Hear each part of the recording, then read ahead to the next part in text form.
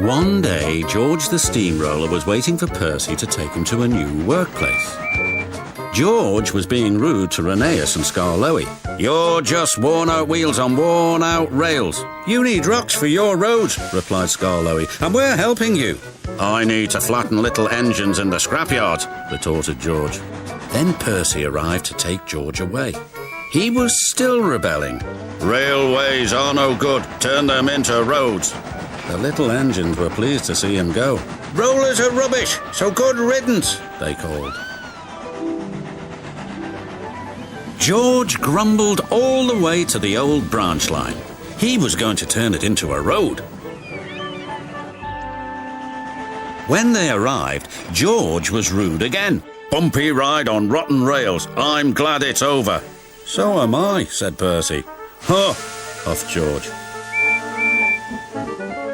Percy was still fuming when he met Thomas. "What's up, Percy?"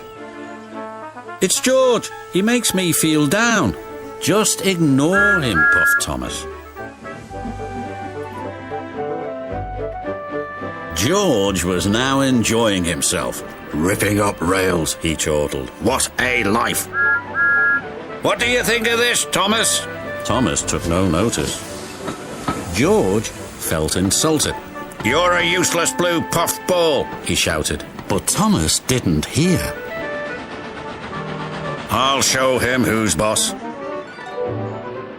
At last the workmen reached the level crossing.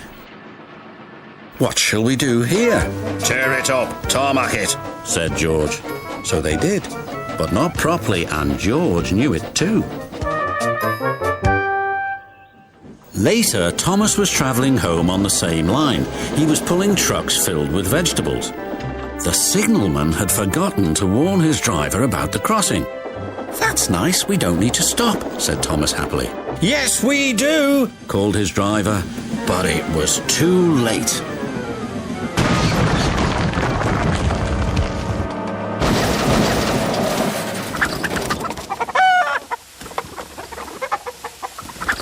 Next day, Percy told Gordon all about George. "Huh!" snorted Gordon. "You're just a small engine, that's why he's rude to you. He wouldn't dare cause me any trouble."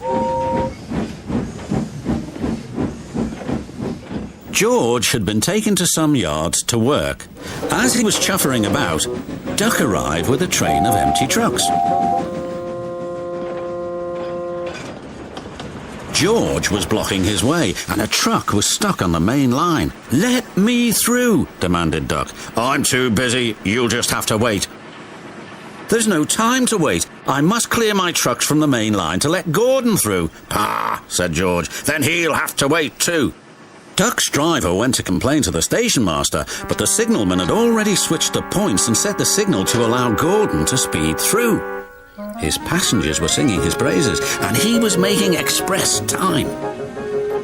"I'm the greatest, just watch me fly by," he whistled long and loud as he approached the station. Suddenly he saw a truck on the line ahead. "Get out of my way!" But the truck wouldn't move. Until Gordon forced it. By accident. Gordon was worried that the Fat Controller would be cross. He was, but not with Gordon. "Whoever caused this disturbance will have me to answer to." And he did, a few days later. "Look who's here," said Thomas.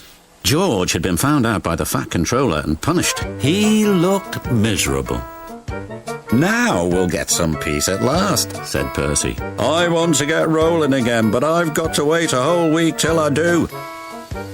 "And then you'll be just as rude as ever. Eh, George?" "I hope not, don't you?"